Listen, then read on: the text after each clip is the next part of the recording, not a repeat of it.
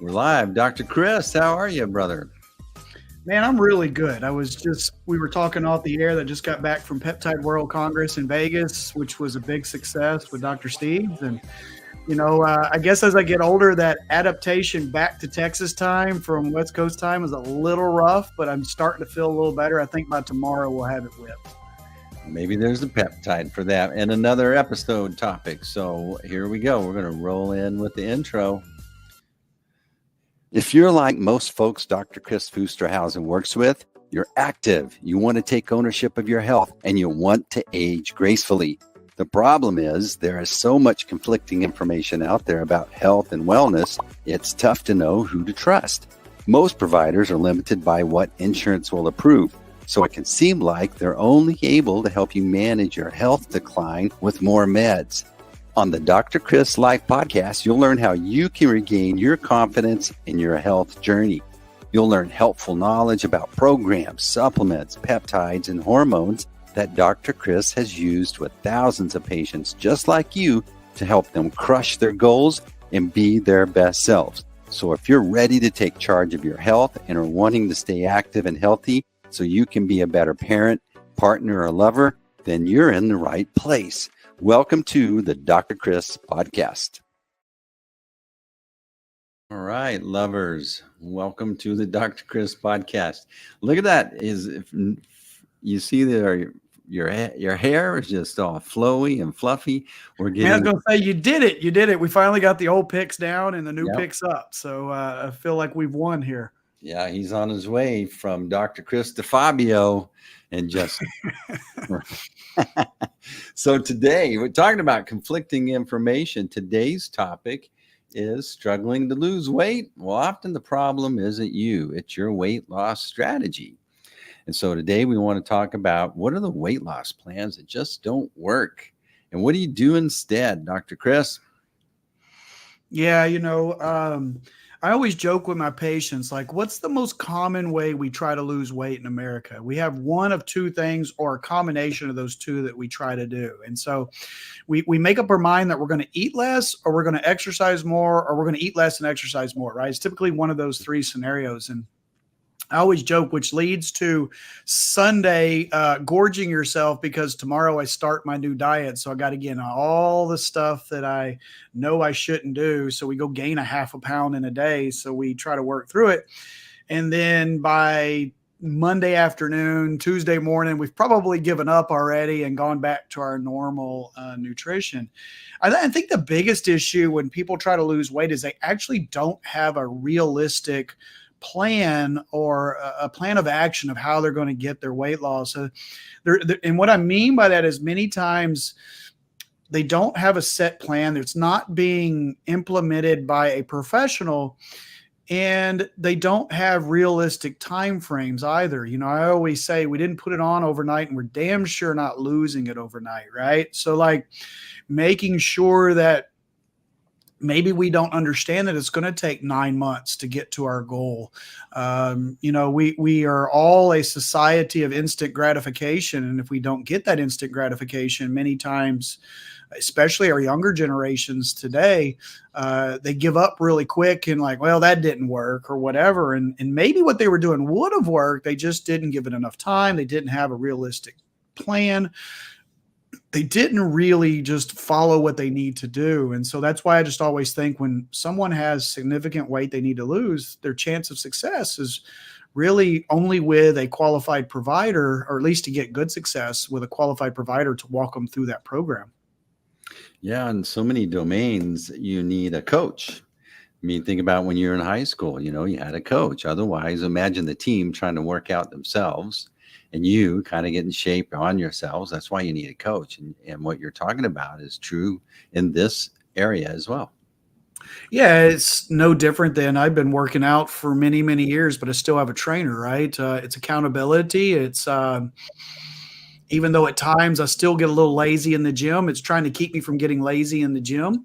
I think that, heck, we were talking about before we got on there, we get our own forms of coaching, right? And being better at our professions. You help coach me on marketing and things like that. You help others with marketing. I think all of us need a coach, a mentor, somebody in our life that's making us strive to be better. I'm a very privileged person in the fact that I have, a handful of physicians that I turn to whenever I'm perplexed or not sure where to turn. I was just talking to you off air about my lecture that I gave in Vegas, and it was about what to do when we have patients that don't lose weight, because it's great to think and that every one of us, every one of our patients, A, does what we say, B, that they all get success from what we say. And unfortunately, that's not always the case. Sometimes we have to really work with those patients, try different things, find out what metabolically is going on with them so that we can help them have success. Yeah, I think about my coach, my fitness coach. The biggest thing that I really appreciated for him is keeping me from hurting myself. Because if you go work yourself out, either you're feeling like you didn't push yourself hard enough, or you pushed yourself too hard and you weren't. So you're in this insecurity zone. And or you let your form get poor by pushing it too hard. So you start compromising form because you want to lift heavier or whatever. Yeah. And so, especially in the weight loss world, there are so many voices with the pros and cons of anything. You can feel maybe you found the one thing, and then what happens the next day because you searched for that and you got some good information. Guess what? Pops up opposing information that submarines your confidence in the direction that you're going. Yeah, I was actually just talking to my trainer this morning. We were actually talking about some political stuff and how there's all of these opinions one way and then completely opposite that you see everywhere, right? Whatever, pick a topic, you'll find, someone talking about this is the way to approach it. And then you'll find the 180 of that. And it's very confusing.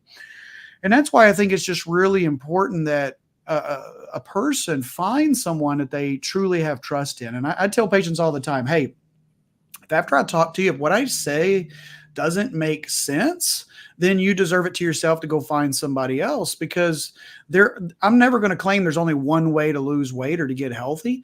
We certainly don't have only one tool in our toolbox. And that was actually my point in my lecture is I was trying to offer providers a new tool in their toolbox, because you don't go to a mechanic and they have one socket wrench in their toolbox, right? They've got hundreds, if not thousands of different tools, because every job has different tools needed. And I think that weight loss is very similar. I think that the principles are usually the same, but how each patient does can be a little bit different. And when I teach other providers about weight loss, I always say the good news is you can put some principles in place. And if you have a motivated patient, probably 80-85% of the time, those patients are going to do quite well. But there's going to be that 15-20% of the time where the patients maybe don't meet goals that you're looking for. And like in my lecture, I said there's two types of patients. So we scan all of our patients here for body composition before we go in the room. And so let's say I look at Steve's body scan and I'm not happy. Like over the last month, there's been no progress. I'll always go in and say, Steve, what do you think happened? And I always say there's one of two responses I'm going to get usually from Steve. A, Steve's going to tell on himself very quickly. Hey, yeah, I knew it wasn't going to be good. I went on vacation. I didn't do what I was supposed to. I've had too much to drink. I haven't been exercising. And it's nearly like they're apologizing to me for not reaching their goal. Like they're somewhat upset with themselves. And I always say those patients are easy. I don't feel like I'm responsible for their lack of progress. I just counsel them. We're like, all right, let's try to do it this month and move on. Then you have that second set. And I always say the first set, if they don't do what they're supposed to after a few months, they disappear. They take themselves off my schedule. They're like, hell, I'm not going to keep paying for this because I'm not doing what he says. And they disappear. They usually come back at some point, but Steve disappears. Then you got Susie over here who hasn't had progress, but staring you in the eyes saying, I did everything you said and I haven't had progress. And those are the really tough ones, because those are the ones we have to really dive into and figure out what kind of small changes we need to make with those patients to keep them moving forward with their weight loss. It's why as a clinic, we're always looking for new things to implement into our practice to not only stay ahead of the game, but to make sure our patients are getting the best most forefront care that they can get with their conditions. So what are like 3 weight loss fads or initiatives or trends right now that you're concerned about that folks are trying to do themselves? Well, so I think that I'm going to actually talk about GLP-1s. And as you know, we're huge into using GLP-1s, but I'm afraid that many times they're not being used properly. Okay. I've actually now have seen, and this was on a doctor's website that will remain nameless that I saw this weekend, where you can buy semaglutide and tirzepatide off her website without even seeing the doctor. That's kind of scary, right? Like, hey, Steve, here's a bottle of semaglutide. Dose it how you want to. I imagine that's going to turn out great. B, what's the quality of those products? So another point I made in Vegas was I think it's great that there is so much positivity. Actually, let's back up. Let's talk about obesity. So I found a stat that by the year, this was just a couple of years ago, by the year of 2030, our next decade, there will be over 1.1 billion obese people in our world. 1.1 billion with a B. That's more than 2.5 times the current diabetics we have on this world will actually be obese. So the first point I want to make is despite all this new attention towards GLP-1s and weight loss, we're not even making a dent in this condition, okay? And that's because of the overall poor diet and lifestyle that we have. Generation X has seen a huge increase in cancer. And the theory behind that is, this was in JAMA not too long ago, that's because we're becoming an obese, sedentary generation. I'm a Generation X person. We're more obese, we're more sedentary. We all know that being lean is so much better for our health than being overweight or obese. So that's the first thing. We're not making a dent in it. So going back to your actual question, GLP-1s.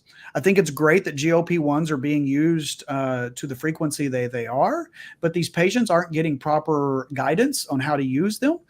Many times they are not knowing how to do their nutrition properly with GLP-1s. So I would say GLP-1s are a blessing and a curse all at once, because now everybody's an expert with use of GLP-1s. Don't even get me started on the social media commentaries that I see every day that make me cringe when it comes to GLP-1s. So that would be my first one.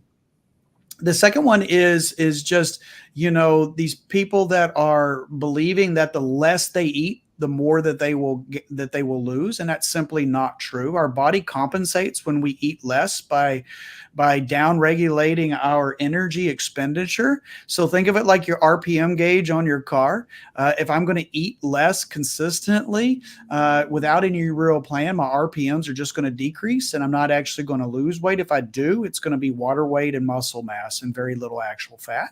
So that would probably be my second one. And then the third one, again, is probably just going back to all these fad diets. I always tell patients, like especially keto. I'm not anti-keto by any means. I think keto can be used effectively in spurts.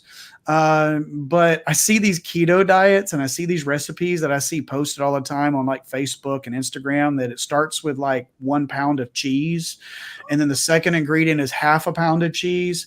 And I always go like, you can't simply eat like that and be healthy.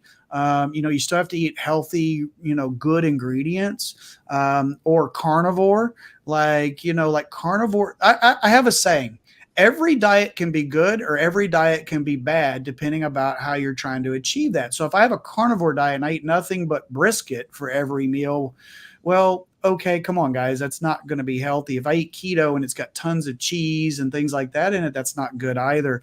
So vegetarian, I can be a vegan and be extremely healthy, or I can be a vegan eating, cupcakes for every meal, right? I mean, how do I implement that program? I guess it just goes back to my big thing is having a real plan. So anybody that knows me knows I'm not a real big diet person per se.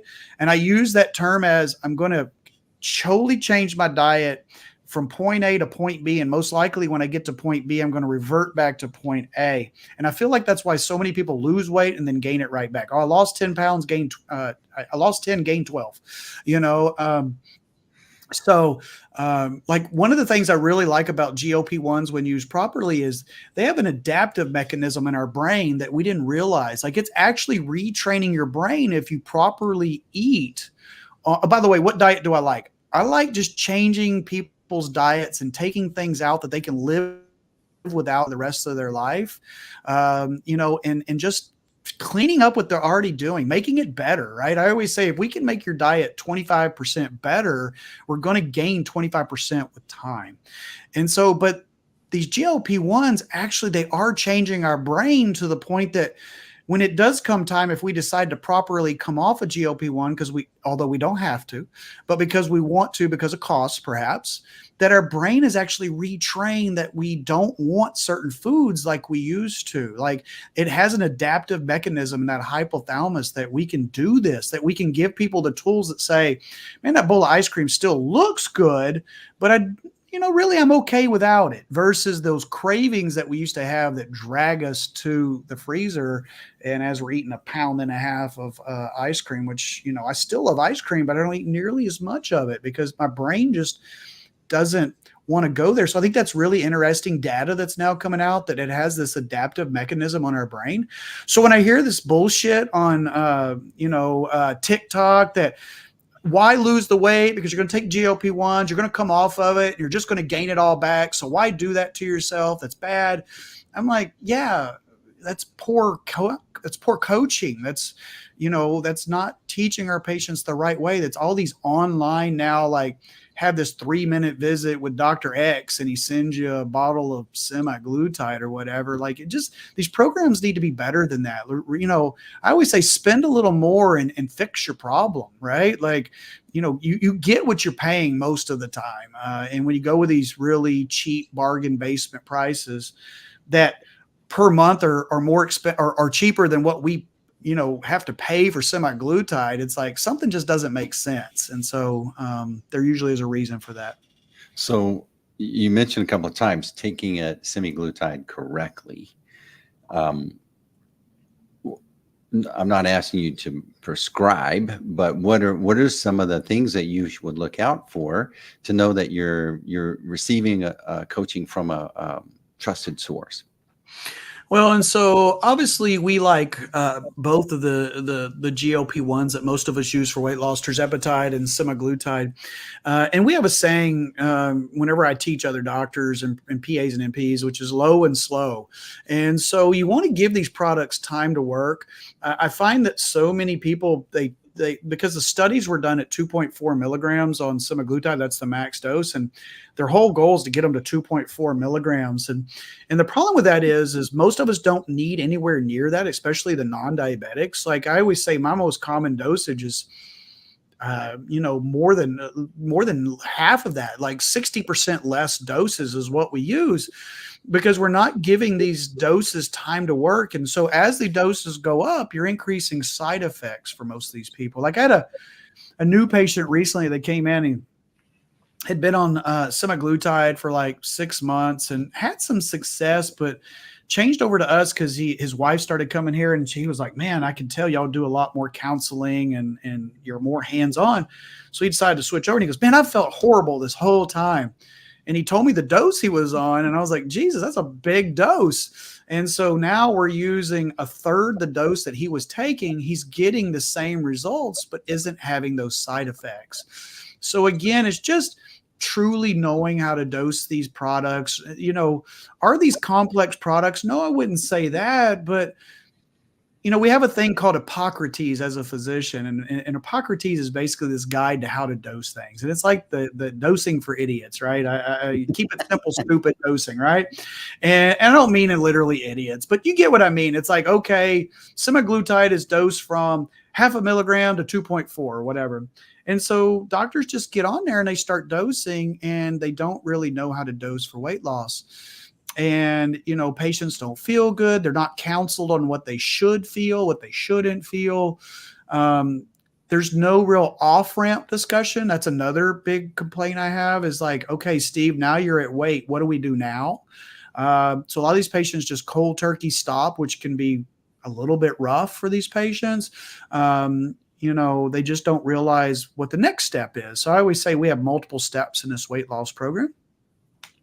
And then again, like going back to making sure that they understand realistic timeframes for getting the weight off. Yeah.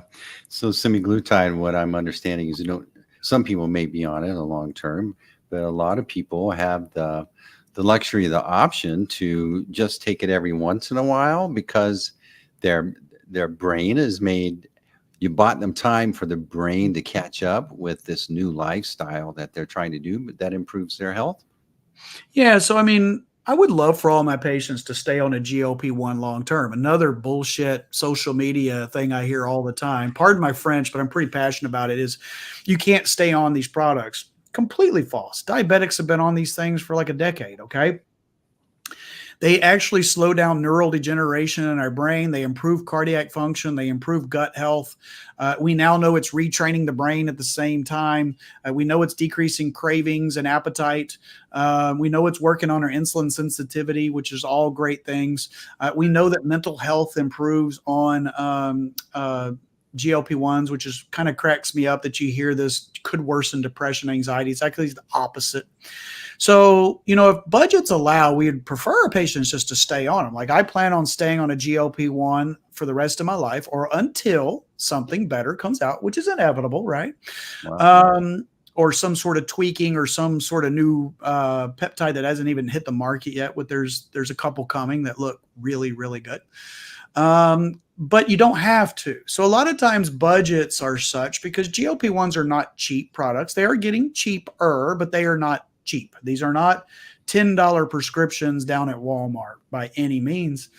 So once we get patients to goal and we successfully wean them off of their GLP-1s, many times I'll tell them like, hey, is it the worst case scenario if Steve gains 5 pounds over 6 months because he went on a Mediterranean cruise and didn't follow his diet for a few weeks and you have to come back in? I got to put you on 30 days of tirzepatide or semaglutide to get the 5 pounds off. Is that bad? No, I don't think it is. I mean, we'd love for you not to gain the weight at all. What I would say, and we follow these in our practice, is we have very little patients that gain the weight back. That's another, that BS that I hear all the time is you're just going to gain it back because we have given these patients newfound education on nutrition, and we got them moving again, right? They're exercising again. They've introduced fasting into their diet, and we've fixed the brain so that we're helping with these cravings so that they were able to successfully come off these GLP-1s. So there's multiple ways to handle, when we're at goal. It just depends on the patient. And I tell them that they're the captain of the boat. I'm just here to help, give them their options, and they can choose what they want to do. So speak to the conversation around how it slows your GI tract down, and there are people that are concerned about their digestion, or what are the help us? So it just delays gastric emptying. That's actually why we feel fuller. Satiety goes up because the food sits a little longer in our stomach. Okay. And so what you're talking about probably is patients claiming that they get gastroparesis. Gastroparesis is a pathologic condition where basically the food isn't passing properly through the stomach. So I would love to tell you that there are medications out there that are completely side effect free. There are no such things. I always joke, but look up aspirin side effects and it might scare you to death. But yet we all acknowledge aspirin is something that we use, many of us, on a daily basis for, prevention of different things. So, the rare side effects, which I have personally never seen issues with worsening of gastroparesis. Maybe that would be a caution you would have if you had a patient with gastroparesis and GLP-1s.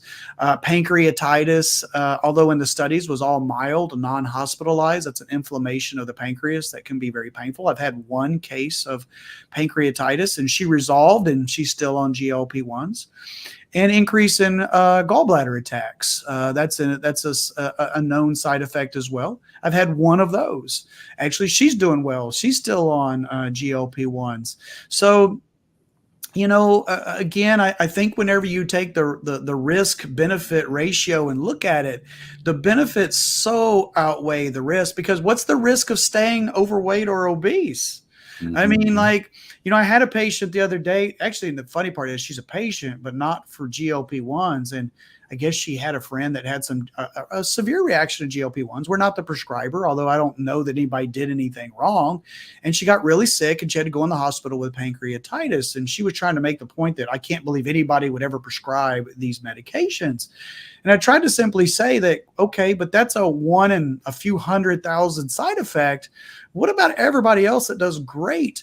And that, we know what obesity does. We know that it kills us. We know that it causes chronic disease. We know that it causes cancer. Yes, being overweight causes cancer.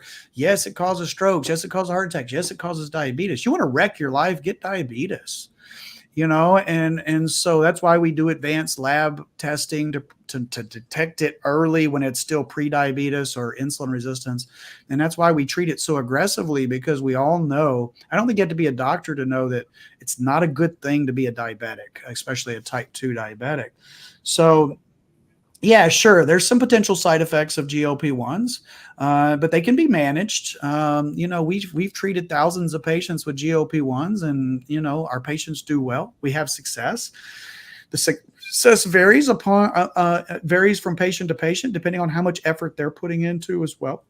But yeah, you can really change people's lives when you do these things properly. But it's not just GLP-1s. GLP-1s is a tool in the toolbox. It's a piece of the puzzle, a piece of the pie. It's not the pie. It's not the pizza. It's not the 1,000 wrenches in our toolbox, but it is a piece of it. Your statement of being obese has many side effects is a great statement. I've never thought about it that way, but it's the truth that the risk and the side effects of being obese are way outweigh any Yeah, when people ask me, like, what's the risk of being obese? And I go, tell me what's not the risk of being obese. And also, let's forget about that for a second. What about their quality of life? I mean, you can't convince me that somebody that's truly obese has the same quality of life that I do. And what I mean by that is they're not able to move around and do things as freely. They can't necessarily get in the floor and play with a kid or a grandkid or, enjoy life to the same ability. And I don't mean that to be harsh. It's just the reality of that. Okay. Anytime you see people that get 50, 75, 100 pounds off, they're like, oh my God. And I always say, lose 50 pounds. And, I have some livestock. That's like losing a bag of oats. Like if you strapped a bag of oats to my shoulders today and said, walk around with us all day, it's going to be a long ass day. And so these poor people are doing this every day. And so I like to think simplistic about it, but it's the truth.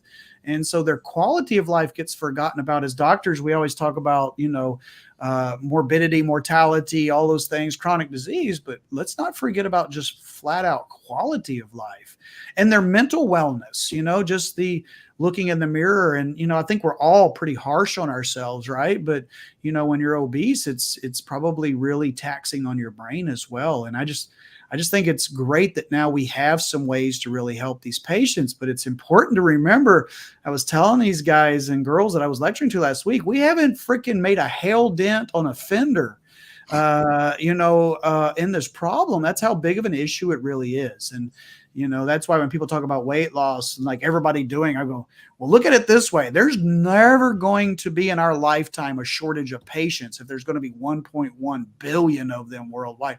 Did you know obesity is now more common in all countries than being underweight? Like we talk about starvation, right? In these third world countries, that is a minuscule problem compared to obesity. We're a world of overeaters, not a world of undereaters. There's certainly countries that have that problem. I'm not trying to minimize that, but our biggest issue in our world is overeating, not undereating. Well, in your population of your patients that you have at the research clinic, how many success stories, that must be fulfilling to run a practice that you're addressing these kind of issues with folks that really need help. Talk about that. I mean, I would say our success is high. If you made me put a number on it, I would say we're probably in the 80s to 90s. And when I say success, I go, what I always mean by success is getting people to healthy scans, healthy labs. I always say it's all about visceral fat. And so getting that visceral fat to a healthy point, which we use the InBody 570. So getting that visceral fat to 7 or less. Like I saw a guy right before I went to Vegas that we started at 20, which is max, and I have him down now to 9. And we've been doing it for about 4 months. And so he's dropping visceral fat like crazy. We have completely changed that gentleman's long-term outlook when it comes to disease. Now we're going to get him to 7 or less. He's very motivated. I have no doubt we're going to get there. I'm never going to claim our success rate's 100%. Again, that would be selling something that's too good to be true, and that would be too good to be true. Why do we not succeed with everyone? Well, some patients are like the thought of losing weight, but they're not really at the point, even with GLP-1s. There's still work to be had. There is nothing that makes weight loss easy. We try to make it easier. Those are two different words. Okay. So we try to make weight loss easier, not easy. You still got to put in your work. You still got to change your diet. You still got to move. Movement is so, so important, and the right type of movement. I think we have a very good success rate, which is why we have a very busy, popular weight loss practice. And I truly enjoy it. Like, to your question was the satisfaction. I genuinely mean this. I don't think there's anything I've ever enjoyed more in my practice than taking someone that was not moving, not eating right, and was dramatically overweight or obese, and bringing them down to normal weight, now moving again, enjoying life. Because I know for a fact we've changed that person's metabolic life. They're going to do much better. We're saving lives, but we're making people happy. Because I always say, what do people really care about? I care more about the parameters and the health. They care about, I want to look in the mirror and be happy with what I look at. How do I look in my shirt? How does a dress fit for a lady or a blouse or whatever? So my hope is that we can always reach each other's goals hand in hand. So my last question is visceral fat. That's all the yucky around your gut, around your organs? Correct. Yeah. If we're going to go take out your appendix, it's that fat we're going to see around your intestines and kidney and liver. It's that fat that's so dangerous. It's the inflammation, because some people can be overweight, but not have bad visceral fat, right? They put it more on their butt or on their arms or wherever. And that may be cosmetically unappealing, and it's still not good long-term for insulin resistance, but it's not as dangerous as visceral fat. Some people can have reasonable body fat levels. So like, let's say for normals for a guy's 15 to 20%, maybe they're around 20%, but their visceral fat is kind of high. So we might have to push that guy down to 15% to actually get that visceral fat down. I'll tell you another pet peeve is I hear doctors saying, I can't believe you use GLP-1s and somebody that only needs 10 or 15 pounds weight loss. And why is that? So I'm not supposed to treat the guy or girl that's 10 or 15 pounds. I got to let them, like, Steve, go eat some more, gain some more weight, and then I'll treat you. I mean, it just doesn't make sense. Like, we still know metabolically that 10 or 15 pounds can be dramatically negative for our bodies. So I just don't understand this thought process to say, you got to wait for it. It's kind of like hormones. Like, I can't treat your hormones until you fall in this range, even though your range sucks that you're in right now. Like, it doesn't suck enough. I guess that was what they would maybe say, that your scan sucks, but it doesn't suck enough. It's just not a right way to go about it, in my opinion, but to each their own. But it's how we treat patients. Again, let's not forget these GLP-1s are good for us for that. I treat normal weight people sometimes that are having gut issues. Like, you want to improve somebody's gut, in addition to like maybe oral BPC or a lorazepam, put them on a GLP-1. You're going to help with their gut health. Like, maybe that's all you're treating. Like, they've done studies to prove inflammatory bowel disease dramatically improves with GLP-1 usage. Many times those guys and girls aren't overweight. So it's not just a one thing we're treating here, like, think of the broader picture, not just one little topic. Wow. Well, that's why we like you, Dr. Kris. You're from Texas, and you're a doctor that doesn't mind answering questions. How many times have you been in a exam room and wanted to ask the doctor questions, but he makes you feel, or she makes you feel like you don't deserve to ask that information? And that's why we enjoy learning from you.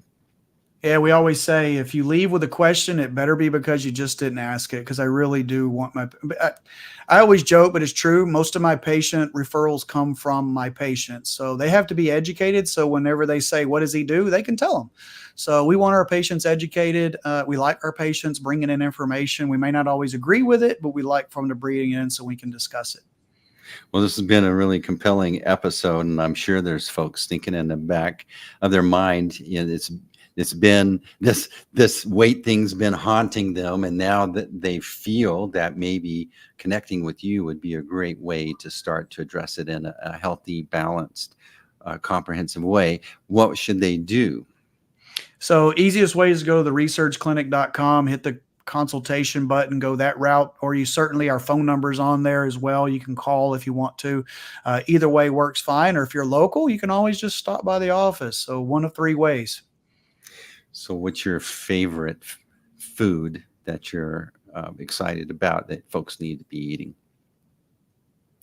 Favorite food that what now? Say that again, Steve? Yeah. So what's your favorite food? Yeah, I just kind of coming out of left field. What's your favorite food that you'd promote right now? What are you excited about? Cantaloupe? I just think it's no. You're talking to a Texan now, man, and so I'm a beef guy personally. So I'm always going to be most excited about a lean steak. I still think that's a great protein source. Don't fall for the red meat kills us thing. It's the quality of that red meat. How's it grown? What cut are you doing? So I'm always going to be a steak guy. If I have one or two meals, steak and oysters, that's where I'm going to be. Awesome. All right, Dr. Kris, excellent show. I'm going to do the rollout now. I was enjoying the conversation, wasn't paying attention here, but it's time to do the outro. Here we go. Thanks for joining the Dr. Kris Podcast. If you learned something today and you want to connect and get more information, visit our website, www.drkris.life, where you can find more great information or even schedule a time to learn how you can engage with Dr. Kris. Be sure to follow, like, share, and we'll see you on the next episode of the Dr. Kris Podcast.